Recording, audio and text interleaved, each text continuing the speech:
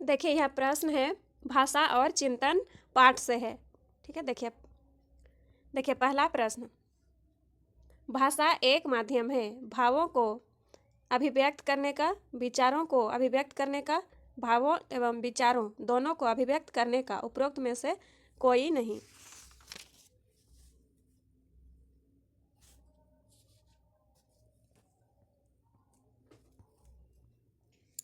क्या होगा, देखिए भावों एवं विचारों दोनों को अभिव्यक्त करने का, भावों एवं विचारों दोनों को अभिव्यक्त करने का भाषा एक माध्यम है। ठीक है, आगे देखिए,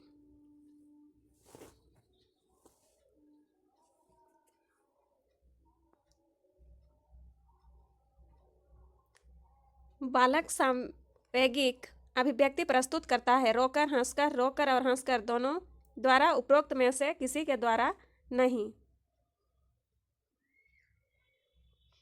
बालक सामवेगिक बालक सामवेगिक अभिव्यक्ति प्रस्तुत करता है रोकर एवं हंसकर।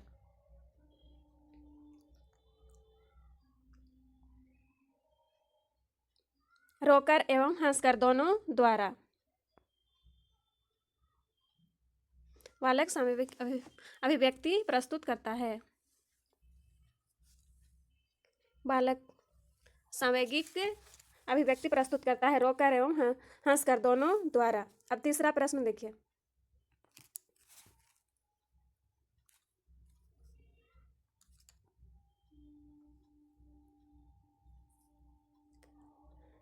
निम्नलिखित में से कौन सा भाषा का अभिलक्षण नहीं है? नहीं है देखकर आंसर करना है। भाषा एक अर्जित संपत्ति है, भाषा गतिशील एवं परिवर्तनशील होती है, भाषा का जुड़ाव संस्कृति एवं सभ्यता से होता है, भाषा का अर्जन अनुकरण द्वारा नहीं हो सकता है।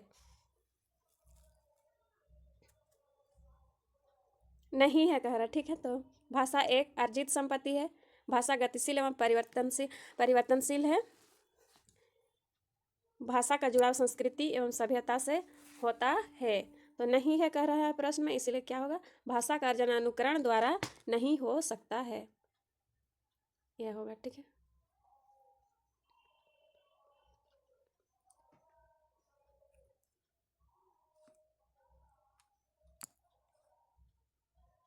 भाषा का अर्जन अनुकरण द्वारा नहीं हो सकता है। अब चौथा प्रश्न देखिए,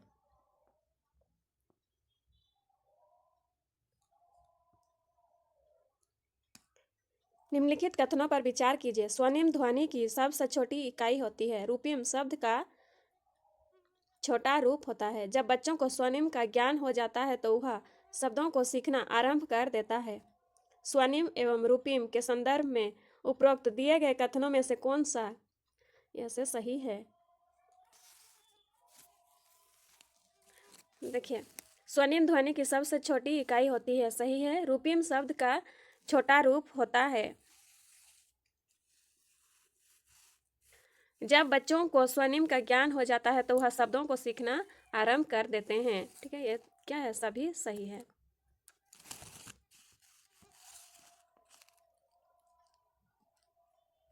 ये सभी।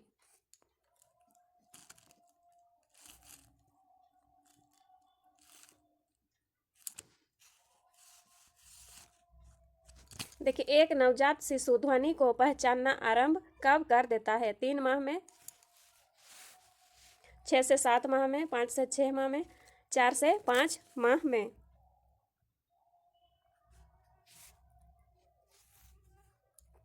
छः से सात माह में पहचानना आरंभ कर देता है, शिशु ध्वनि को पहचानना आरंभ कर देता है।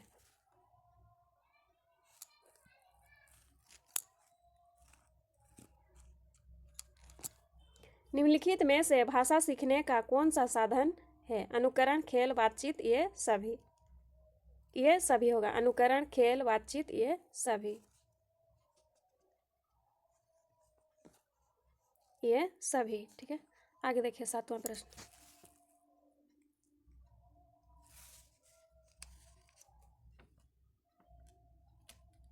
भाषा और चिंतन पाठ से इस तरह से प्रश्न आते हैं। आगे देखेंगे प्रीवियस ईयर प्रश्न। ठीक है, देखिए 7 नंबर का प्रश्न, निम्नलिखित कथनों पर विचार कीजिए। प्रथम 3-4 वर्ष तक के बालकों का दायरा अपने तक या अपने माता पिता व भाई बहनों तक सीमित होता है।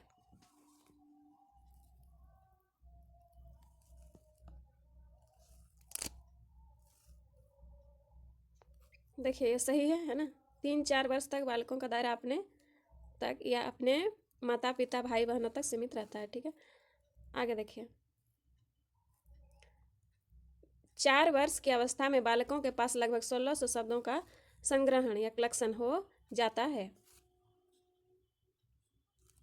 सही है, 4 वर्ष की अवस्था में 1600 शब्दों का संग्रहण हो जाता है बालक में। ठीक है, आगे देखिए। तीसरा, किशोरावस्था में सबकोश शब्दकोश का दायरा विस्तृत हो जाता है, बढ़ जाता है, इसलिए क्या यह सही है? सभी सही, केवल ए, केवल 3, केवल 2, ये क्या होगा? सभी सही है, सभी सही है, यह सभी सही है। ठीक है, आगे देखेंगे। बालक अपने परिवार और आस पड़ोस में प्रयोग की जाने वाली भाषा से अनुकरण या अकल के माध्यम से सीखता है। भाषा विकास के संदर्भ में यह कथन है वेंडुरा का, चॉम्स्की का, सर्ली का, पियाजे का।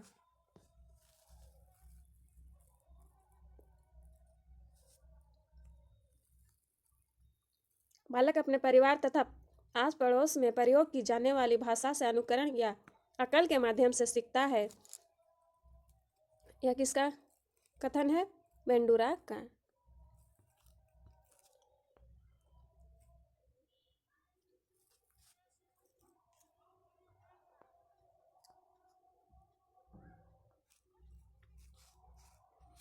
आगे देखिए। निम्नलिखित में से कौन सा सिद्धांत भाषा विकास से संबंधित है? अनुकरण का सिद्धांत, परिपक्वता का सिद्धांत, अनुबंधन का सिद्धांत, ये सभी है ना, ये सभी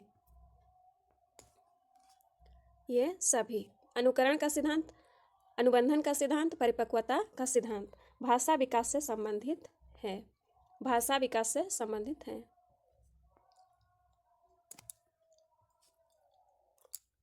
निम्नलिखित में से कौन सा कारक भाषा विकास को प्रभावित करता है? बुद्धि, जनसंचार माध्यम, स्वास्थ्य, ये सभी होगा इसमें, ये सभी। आगे देखिए। निम्नलिखित में से कौन सा भाषा दोष से संबंधित नहीं है? स्पष्ट उच्चारण, तुतलाना, हकलाना, ध्वनि परिवर्तन।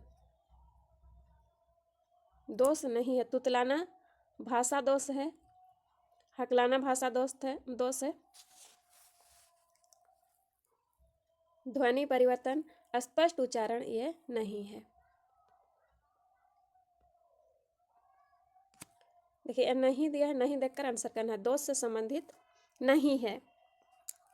तुतलाना है, हकलाना, परिवर्तन, ध्वनि परिवर्तन तो क्या नहीं है? स्पष्ट उच्चारण। यह भाषा दोष से संबंधित नहीं है। आगे देखिए। चिंतन के संदर्भ में निम्नलिखित कथनों पर विचार कीजिए। चिंतन एक विश्लेषणात्मक पद्धति है। चिंतन तर्क आधारित होता है। चिंतन मानव स्वभाव की एक सामान्य प्रक्रिया है। उपरोक्त कथनों में से कौन सा से कथन सही है? सही बताना है। चिंतन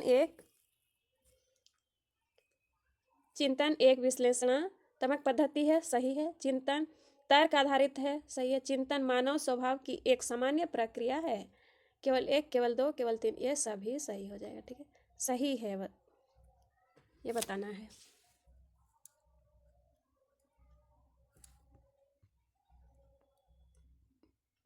क्या होगा? ये सभी।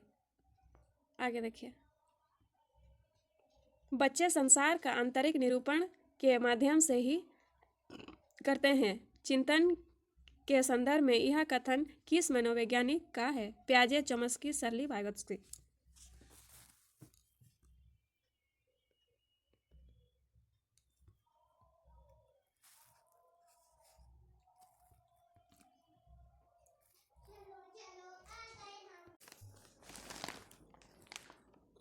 चौदह नंबर का प्रश्न देखिए।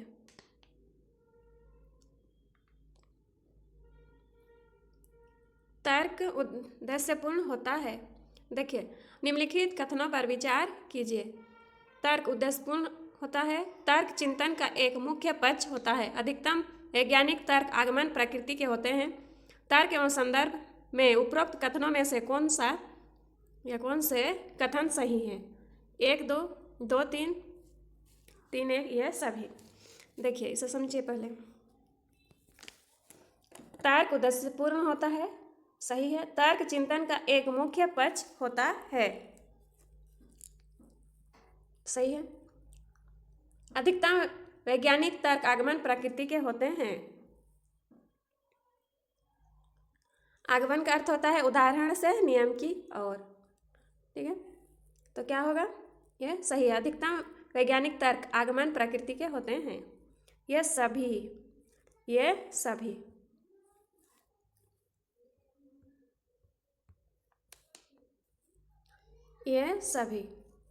ठीक है। आगे 15 नंबर का प्रश्न देखिए। 15 नंबर प्रश्न का उत्तर दीजिए कमेंट बॉक्स में। देखिए, निम्नलिखित में से कौन सा कथन सत्य नहीं है? सृजनात्मक चिंतन सोचने की एक नवीन तकनीक है। यह चिंतन खोज, आविष्कार एवं मौलिकता को जन्म देती है। सत्य नहीं है। यह चिंतन खोज, आविष्कार और मौलिकता को जन्म देती है। सृजनात्मक चिंतन को अभिसारी चिंतन भी कहा जाता है।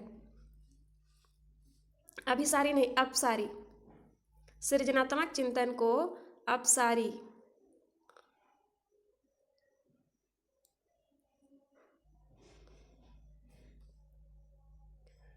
चिंतन भी कहा जाता है, इसलिए क्या होगा? ये गलत है, ठीक है। तो इसमें क्या है? सत्य नहीं है। तो सत्य नहीं है क्या?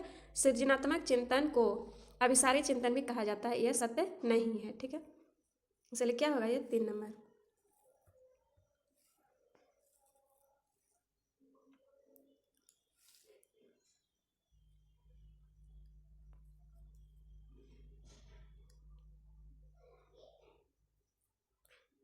यह वीडियो पूरा देखने के लिए धन्यवाद।